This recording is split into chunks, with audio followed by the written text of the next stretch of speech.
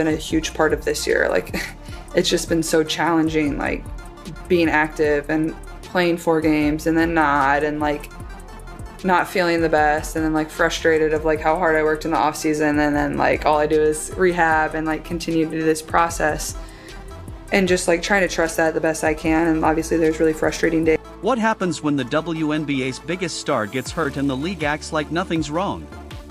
Caitlin Clark just broke her silence in a sit-down with Sue Bird, giving her most detailed public comments yet about her injury struggles. For the first time, she opened up about the emotional weight of being thrown into Game 30 with no proper build-up, and how that shifted her perspective on what her injured teammates had gone through. She revealed the mental challenge of sitting out while league ratings shifted in her absence. Her openness in this interview shows not just the personal toll, but also the uneasy truth about how much she means to the WNBA. Do you think the WNBA should adjust officiating or protect stars more? Let us know below. Let's get into it.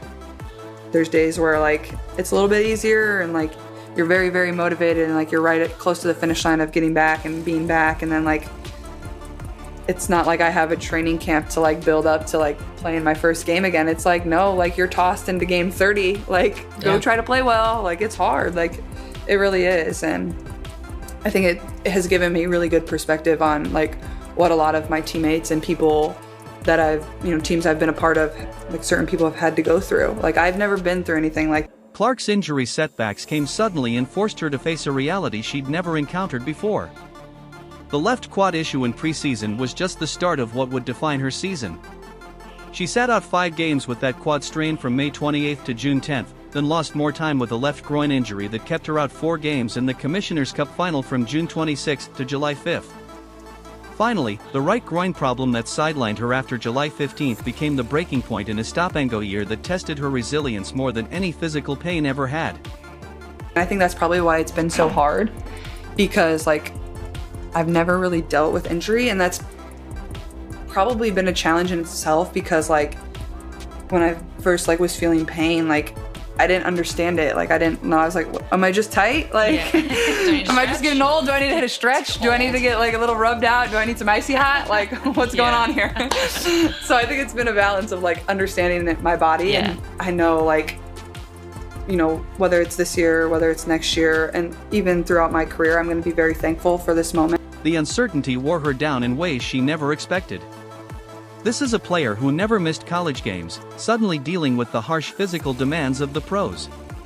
Clark put it simply in her chat with Sue Bird, "It's not like I have a training camp. You're thrown into Game 30. No ramp up. Just trust your body and hope it holds." That on again, off again cycle became the hardest part of the ordeal. I think early on with the first couple injuries, I was like, oh, like I need to get back. But I think like my mom texted me like after this last injury, and like they know how hard it's been on me, but my mom was like, you've taken so much time for everybody else, like you have to take time for yourself now. So just trying to do that the best I can. One emotional text from her mother cut through during this period: "You've given so much to everyone else. You need to take time for yourself now." Those words hit harder than anything else.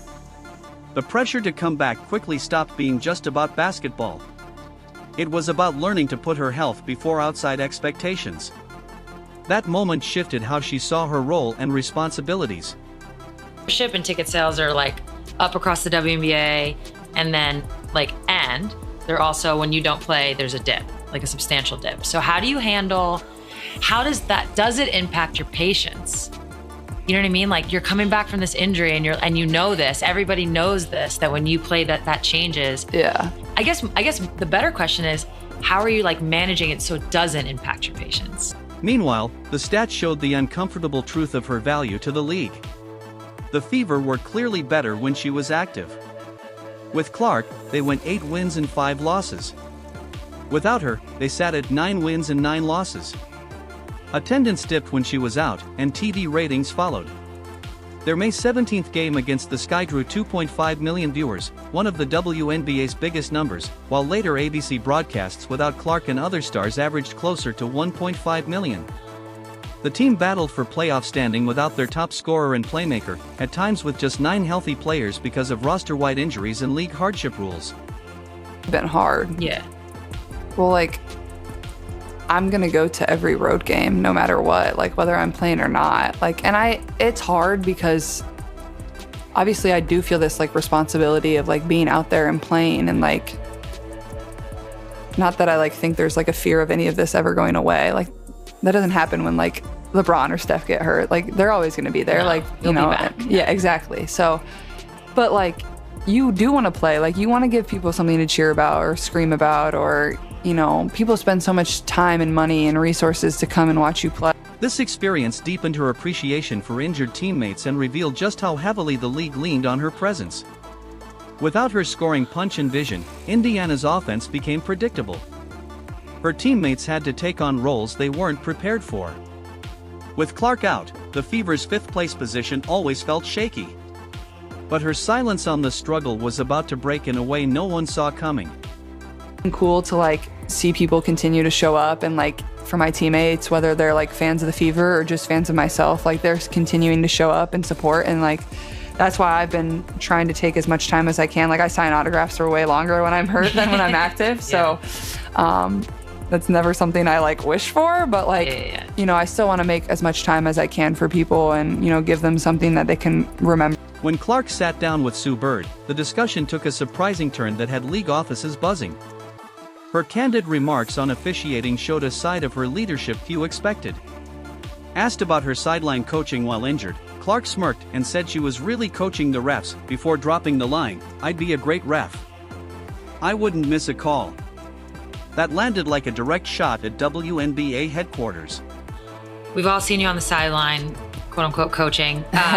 What do you think? More so coaching the refs. Yeah. This wasn't just a throwaway joke from a frustrated rookie. Her words came during a heated season where officiating was already a flashpoint. Coaches and players had spoken up about inconsistencies, with some even fined. Her timing made it impossible to dismiss the comment as harmless. I feel like I would be a really good ref though, from the side. Yeah. Like, I wouldn't miss a call. Backseat ref. Now that Clark is the WNBA's top draw, her critiques carry major weight. Her mix of humor and conviction made clear she wasn't just whining about missed calls. Her film study, IQ, and understanding of positioning gave credibility to the criticism. From the sideline, she saw how calls went against teammates and noticed patterns in officiating. Add in her own experiences with hard fouls and what she saw as cheap shots, and her remarks became more than just venting, they were a push to influence the game itself.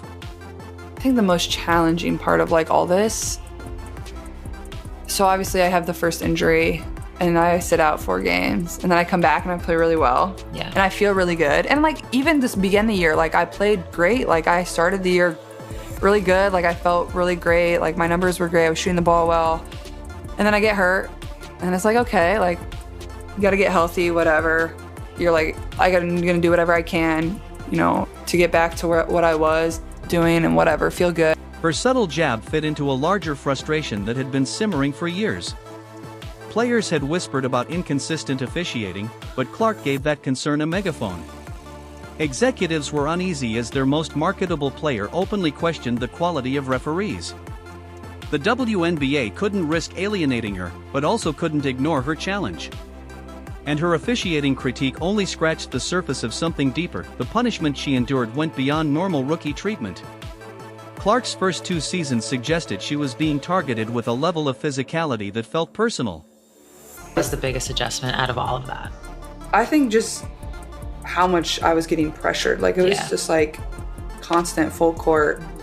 And also I think as the season went on, like that chilled out as much. Like it's hard to like want to do that an entire season. Like teams like, you don't want to pick up 94 feet the entire season. Like that's just hard. Clark and many watching felt the intensity of the defense against her was unlike anything other rookies faced. Opponents applied constant full-court pressure, traps, and bodying tactics that not only limited her shots but wore her down. This wasn't about teaching a rookie the physical game, it was about exhausting her and reducing her impact by force. Your rookie year, it's, you know, everybody's picking you up full court, trying to tire you out. For sure. Not let you get anything easy. They're physical with you. They're pushing you right. Everyone knows you like to go left, so now teams, you already talked about in college, they didn't really do that as much. You're getting trapped, all the things. The deliberate nature of this approach became obvious when comparing how teams guarded Clark versus other newcomers. Her mix of shooting and vision made her the target of specific defensive schemes. Teams weren't just trying to contest her shots, they were trying to wear her out physically for 40 minutes. Clark admitted she'd never experienced anything like it before. The contrast between the protective environment of college and the bruising WNBA reality was clear in her growing injury list. That's been like the hardest part, has just been like the stop and go of everything. Like, Yeah. And also like with the type of injuries that I've dealt with, like there's no real, it's not like 6 weeks. All right, you're coming back for Right. the Connecticut Sun game on August all about how you feel 30th in the or moment. whatever. It's like, how do you feel? Like, and even like when I have been back, like I don't know how I'm gonna feel the next day after playing, like when you're dealing with like these type of injuries. So I think just like the patience of dealing with all of that and giving myself a lot of grace and just trying to be the best teammate. Her repeated soft tissue injuries in the quad and groin, combined with the stop-start season, raised questions about whether stars are truly being protected. Clark and teammates publicly questioned calls and no calls, and she stayed vocal from the bench as well. The grind was unlike anything she'd seen in college. Her story forces uncomfortable questions about how the league balances physical play with player safety. When the WNBA's most valuable player keeps getting hurt, the league's priorities come into question. Clark's choice to speak out marked a turning point in how she demanded protection. Her silence was broken, and her blunt honesty was about to shift the entire conversation.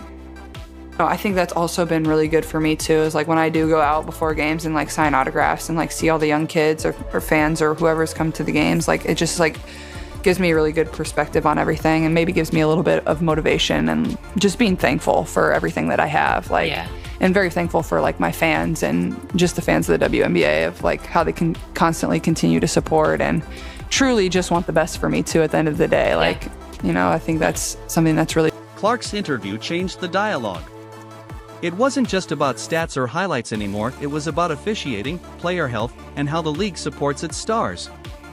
Her openness set a new bar for player advocacy that the WNBA can't brush aside. The Fever stayed afloat without her, with Aaliyah Boston, Kelsey Mitchell, Lexi Hull, and Sophie Cunningham stepping up, keeping the team in the playoff race. The mix of her honesty and her team's fight offers hope that when she returns fully healthy, the future looks brighter. So, does the WNBA need to change officiating or give players more protection? Drop your thoughts below, like the video, subscribe, and turn on notifications so you don't miss the next one. Click the video on screen, and we'll see you there.